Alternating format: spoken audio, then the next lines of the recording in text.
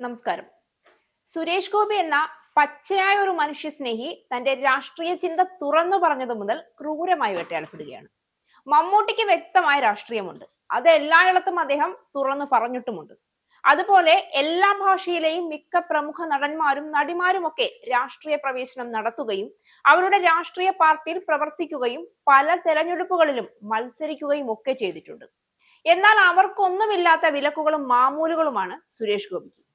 സുരേഷ് ഗോപി എന്ന മനുഷ്യൻ 100% ഒരു മനുഷ്യത്വമുള്ള മനുഷ്യനാണെന്ന് ആർക്കും യാതൊരു സംശയവുമില്ലാതെ ഉറപ്പുള്ള കാര്യമാണ്. ആ വ്യക്തിയുടെ സാമൂഹിക സേവനത്തിലും നന്മയിലും കൈയടിച്ചവർ തന്നെയാണ് കേവലം ഒരു രാഷ്ട്രീയ പാർട്ടിയിൽ ചേർന്നതിന്റെ പേരിൽ സുരേഷ് ഗോപിയെ കടന്നാക്രമിക്കുന്നതും അന്ന് വരെ കൈയടിച്ചിരുന്ന കാര്യങ്ങൾക്ക് പോലും വളരെ മ്ലേച്ഛകരമായ രീതിയിൽ ഇപ്പോൾ വിമർശിക്കുന്നത്. സുരേഷ് ഗോപി എന്ന മനുഷ്യനോടല്ല, അദ്ദേഹം പ്രതിനിധാനം ചെയ്യുന്ന രാഷ്ട്രീയ പാർട്ടിയോടാണ് പലർക്കും നീരസം. ഇന്ത്യ പോലെ ഭരണഘടന അനുശാസിക്കുന്ന പല സ്വാതന്ത്ര്യങ്ങളും നിലനിൽക്കുന്ന ഒരു രാജ്യത്തിൽ രാഷ്ട്രീയ ചിന്താഗതി ഓരോരുത്തരുടെയും വ്യക്തി സ്വാതന്ത്ര്യം കൂടിയാണ്. അതനുസരിച്ച് ജീവിക്കാൻ ഒരു കലാകാരനായതുകൊണ്ട് സുരേഷ് ഗോപിക്ക് മാത്രം എന്തിനാണ് വിലക്ക്? അദ്ദേഹം ചെയ്യുന്ന പല നല്ല കാര്യങ്ങളും പൊതുജന സേവനവും പോലും കണ്ണടച്ചിരുട്ടാക്കിയും മറച്ചുവെച്ചും പറയുന്നതിലെ നെല്ലും പതിരും മാത്രം തിരയുകയാണ് പലരും.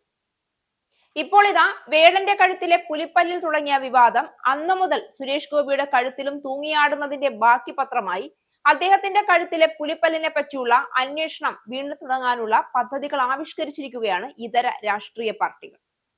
നടനും കേന്ദ്രമന്ത്രിയുമായ സുരേഷ് ഗോപി ധരിച്ച മാലയിൽ പുലിപ്പല്ലാണെന്ന പരാതിയിൽ നോട്ടീസ് നൽകാൻ വനംവകുപ്പ്. തൃശൂർ DFOയ്ക്ക് മുന്നിൽ ആഭരണം ഹാജരാക്കാനും ഇതിനെക്കുറിച്ച് വിശദീകരിക്കാനും നിർദ്ദേശിച്ചായിരിക്കും നോട്ടീസ് എന്നാണ് വിവരം.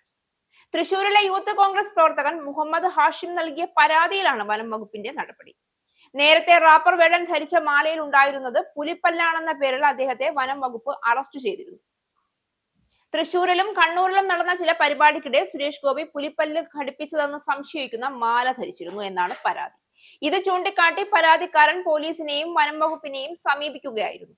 തുടർന്നാണ് പരാതി പരിശോധിക്കാൻ വനം വകുപ്പ് ഇപ്പോൾ തീരുമാനിച്ചിരിക്കുന്നത്. മാലയിൽ ഉപയോഗിച്ചിരിക്കുന്നത് യഥാർത്ഥ പുലിപ്പല്ലാണോ അതോ മറ്റെന്തെങ്കിലും വസ്തുവാണോ എന്നാണ് വനം വകുപ്പ് പരിശോധിക്കുക. വന്യജീവി സംരക്ഷണ നിയമപ്രകാരം പുലിപ്പല്ല് കൈവശം വെക്കുന്നത് കുറ്റകരമാണ്. DFOയ്ക്ക് മുൻപാകെ ഹാജരായി പുലിനഖമാലയെ കുറിച്ച് സുരേഷ് ഗോപി വിശദീകരിക്കേണ്ടി വരും. തുടക്കത്തിൽ ഇത് സംബന്ധിച്ച് DFO നൽകുന്ന ചോദ്യങ്ങൾക്ക് മറുപടി നൽകിയ ശേഷമാകും ഹാജരാകുന്ന കാര്യത്തിൽ അന്തിമമായി തീരുമാനിക്കുക എന്നാണ് പുറത്തുവരുന്ന വിവരങ്ങൾ. നേരത്തെ റാപ്പർ വേടനെ പുലിപ്പല്ല് ഘടിപ്പിച്ച മാല ധരിച്ചു എന്ന പേരിൽ വനം വകുപ്പ് അറസ്റ്റ് ചെയ്യുകയും ഒരു ദിവസം ജയിലിൽ പാർപ്പിക്കുകയും ചെയ്തത് ഏറെ വിവാദമായിരുന്നു. CPM സംസ്ഥാന സെക്രട്ടറി അടക്കം അറസ്റ്റിനെതിരെ രംഗത്തു വരികയും സംസ്ഥാന സർക്കാർ തന്നെ വേടന് പിന്നീട് വേദി ഒരുക്കുകയും ചെയ്തു. മോഹൻലാൽ നിഷ്പക്ഷ രാഷ്ട്രീയം കളിക്കുന്നത് കൊണ്ട് ആനക്കൊമ്പിനില്ലാത്ത ലൈസൻസ് കോടതിയിൽ ചെന്നപ്പോൾ നൽകി കേടുപാടുകൾ പറ്റാതെ വിട്ടയച്ചു.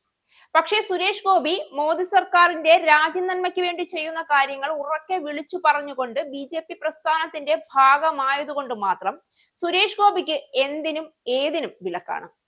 മനുഷ്യൻ ചെയ്യുന്ന നന്മയുടെയോ കലാരംഗത്ത് അവർ ചെയ്ത സംഭാവനയുടെയോ അടിസ്ഥാനത്തിൽ പോലും മനുഷ്യനെ മനുഷ്യപ്പറ്റോടെ കാണാൻ കഴിയാത്ത അത്രയും ജീർണിച്ചുപോയി കേരളത്തിലെ മനുഷ്യരുടെ മനസാക്ഷി.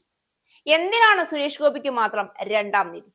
എല്ലാവരും ഇന്ത്യൻ ഭരണഘടന അനുസരിച്ച് തുല്യരാണെങ്കിൽ ആ തുല്യത ജാതി മത വർഗ രാഷ്ട്രീയ ഭേദമന്യേ എല്ലാവർക്കും തുല്യമായി കിട്ടേണ്ടതല്ലേ?